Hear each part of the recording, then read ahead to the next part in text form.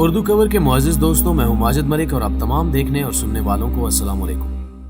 ناظرین گرامی، اللہ پاک نے انسان کو مٹی اور جنات کو آگ سے پیدا کیا۔ جب اس دنیا کے پہلے انسان یعنی حضرت آدم علیہ السلام کو مٹی سے بنایا گیا تو سبھی فرشتوں کو انہیں سجدہ کرنے کا حکم دیا گیا۔ اس میں ابلیس یعنی شیطان بھی شامل تھا، لیکن ابلیس نے انہیں سجدہ کرنے سے صاف انکار کر دیا، کیونکہ ابلیس کے مطابق وہ آگ سے بنا تھا اور حضرت آدم علیہ السلام کو مٹی سے بنایا گیا تھا۔ اس کی نافرمانی کی وجہ سے اسے قیامت تک ملعون قرار دے دیا گیا اور اس کے گلے میں لعنت کا طوق پہنا دیا گیا۔ لیکن ابلیس تھا کون، کہاں سے آیا تھا اور اس کے والدین کون ہیں، اور ایک جن ہونے کے باوجود یہ فرشتوں کا سردار کیسے بن گیا، آج کی اس ویڈیو میں ہم آپ کو ابلیس کے بارے میں مکمل تفصیل سے بتانے کی کوشش کریں گے۔ مگر یہاں حسب رواج چینل پر آنے والے نئے دوستوں سے درخواست کرتے چلیں کہ پہلے یوٹیوب کے اس منفرد چینل اردو کور کو سبسکرائب کرتے ہوئے ساتھ موجود گھنٹی کے بٹن کو بھی دبا دیں، تاکہ ہر نئی آنے والی ویڈیو کی نوٹیفیکیشن آپ تک باقاعدگی کے ساتھ پہنچتی رہے۔ نیز ہماری حوصلہ افزائی کے لیے ہماری ویڈیوز کو لائک ضرور کیا کیجیے، تاکہ دلچسپ ویڈیوز کا تسلسل برقرار رکھا جا سکے۔ تو آئیے ناظرین، چلتے ہیں موضوع کی جانب۔ ناظرین گرامی، ابلیس کے والد کا نام چلیپا تھا۔ اس کا چہرہ ایک شیر کی طرح تھا اور وہ بہت زیادہ بہادر تھا، اس لیے اسے شاشین کا لقب دیا گیا تھا۔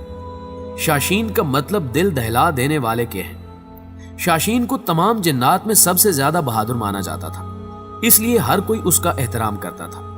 اس نے اپنی بہادری اور طاقت سے جنات کی کئی اقوام کو فتح کیا تھا۔ ابلیس کی والدہ کا نام تبلیس تھا۔ اس کی شکل ایک بھیڑیے کی مانند تھی۔ یہ بھی اپنے شوہر ہی کی طرح اپنی بہادری کے لیے بہت زیادہ مشہور تھی۔ اس نے اپنے خاوند کے ہمراہ بہت سی جنگوں میں بھی حصہ لیا تھا۔ جنات کی قوم کا ماننا تھا کہ ان دونوں میاں بیوی کے ہوتے ہوئے جنات کی اس قوم کا کوئی بال بھی بیکا نہیں کر سکتا۔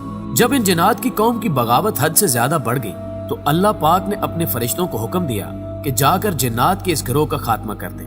ابلیس نے اس بارے میں خود بتایا کہ اس کی والدہ اس بہادری کے ساتھ فرشتوں سے لڑی کہ مجھے لگ رہا تھا کہ فرشتوں نے میری ماں کے ساتھ مقابلہ کر کے اپنی زندگی کی سب سے بڑی بھول کی ہے، لیکن نہ جانے کیسے ہماری جیت ہار میں تبدیل ہو گئی اور ایک ایک کر کے میرے والدین سمیت میری بیوی اور بیٹا بھی مارے گئے۔ فرشتوں اور جنات کے درمیان زمین آسمان کا فرق ہے۔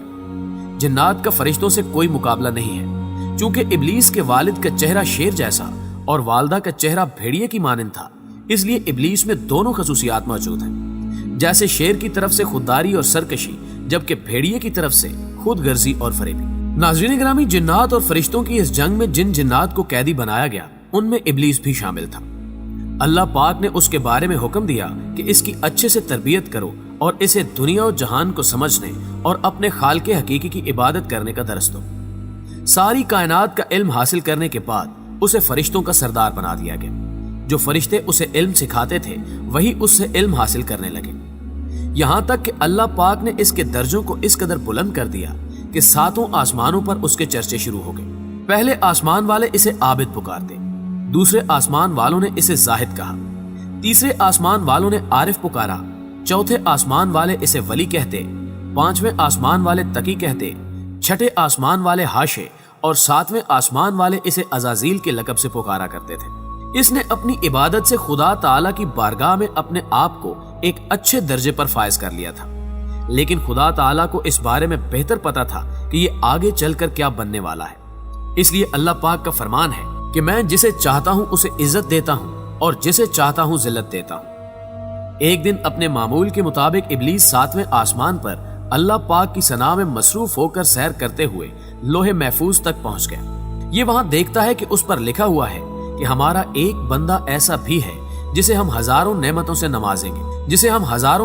نوازیں گے، زمین سے اٹھا کر آسمان تک پہنچا دیں گے، یہاں تک کہ جنت میں داخل کر دیں گے، لیکن ہم اسے ایک حکم دیں گے جس کا وہ انکار کر کے بغاوت کر بیٹھے گا۔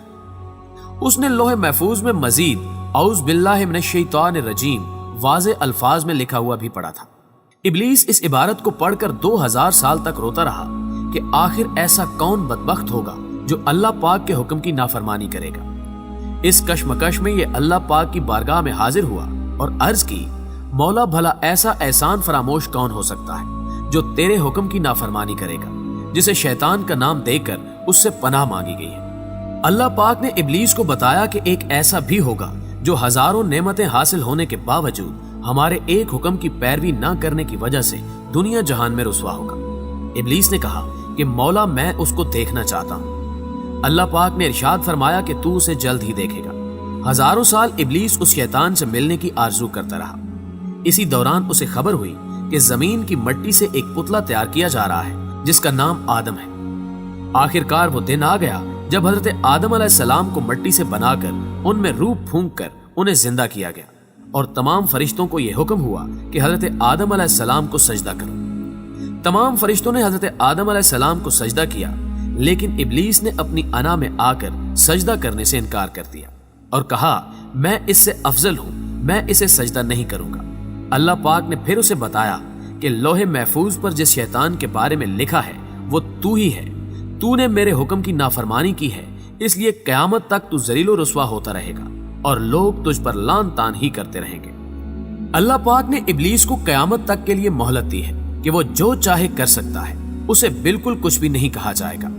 लेकिन बरोज़े कयामत उसको भी मौत का जायका चखना है और उसकी मौत ऐसी दर्दनाक होगी जिसका अंदाजा कोई भी नहीं लगा सकता। इससे पहले कयामत के मनाजिर के बारे में आपको बताते चलें कि कयामत कब और कैसे आएगी। हमारे प्यारे आका मोहम्मद सल्लल्लाहु अलैहि वसल्लम ने कयामत की चंद निशानियों के बारे में हमें आगाही दी है, जिनके मुताबिक कयामत के दिन सूरज मशरिक की बजाय मगरिब से तुलू होगा।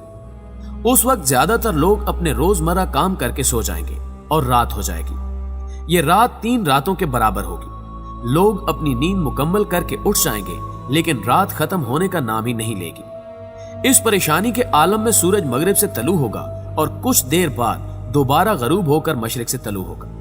कयामत का ये मंजर देखकर शैतान ज़ारो कतार रोने लग जाएगा और चिल्लाएगा कि हाय मेरी मौत का वक्त आ गया है। उसके चेले उसका ये हाल देखकर उससे दरियाफ्त करेंगे कि आखिर क्या वजह है, आज से पहले हमने तुम्हें इतना गमगीन और डरा हुआ नहीं देखा। इब्लीस अपने चेलों से कहेगा कि आखिरकार सूरज मगरिब से तलू हो गया है, जो मेरी मौत की निशानी है। नाज़रीन गिरामी, आना बिन कैस रज़ी अल्लाह ताला अन्हु फरमाते हैं कि एक मर्तबा हजरत उमर बिन खिताब रज़ी अल्लाह ताला अन्हु से मिलने के लिए मैं मदीना मुनव्वरा पहुंचा तो एक जगह इल्म की महफिल लगी हुई थी, जिसमें हजरत काब रज़ी अल्लाह ताला अन्हु कुछ फरमा रहे थे।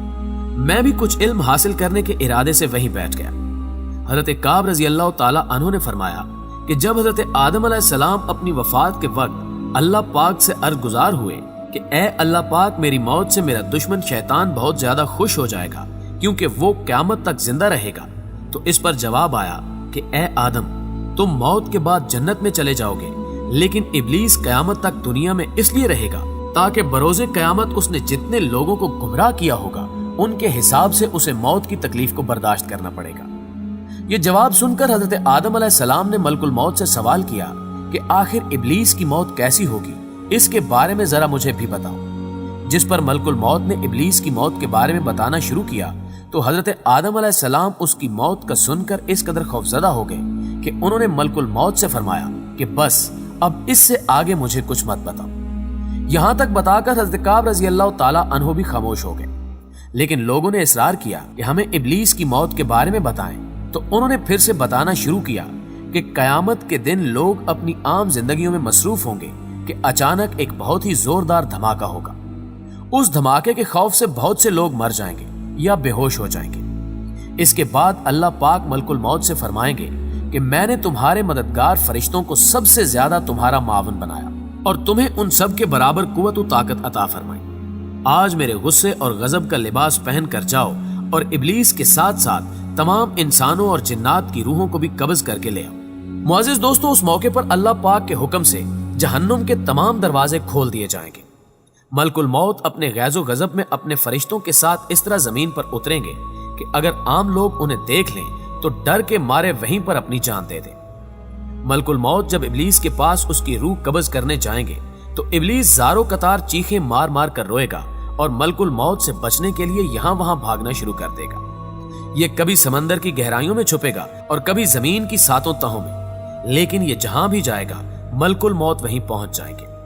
इब्लीस थक हार कर अपनी मौत के लिए मुकर्रर करदा जगह पर पहुंचकर मलकुल मौत से सवाल करेगा कि तुम मुझे कहां लेकर जाओगे।